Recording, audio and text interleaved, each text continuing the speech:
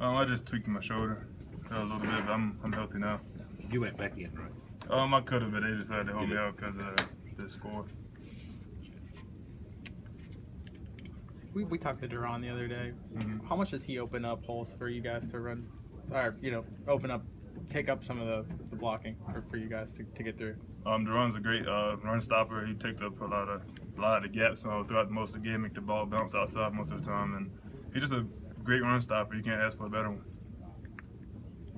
We saw you splitting a lot of double teams in the game. How much did you get double teamed, and is that something you were expecting?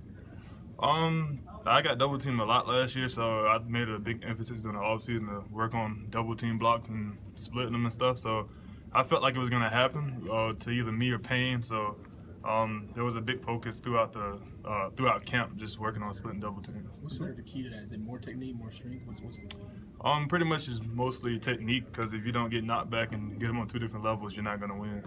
How much did you look at Ashawn and what he did last year to get kind of, to handle those double teams? Because obviously he faced a lot of those too.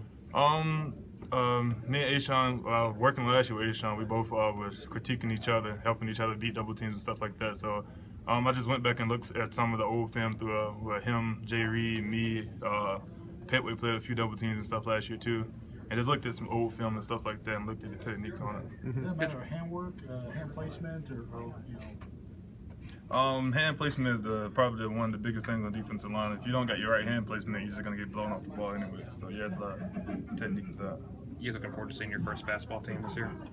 Fastball is fastball. I miss the old football days when you just take your time and line up and play that. We've been working hard for it, so I feel like we're prepared for it. We've been working all season. Last season, a lot of fastball teams like Clemson and all those teams. So we've been progressing more and more every practice with it. So I feel like we're well versed with it now.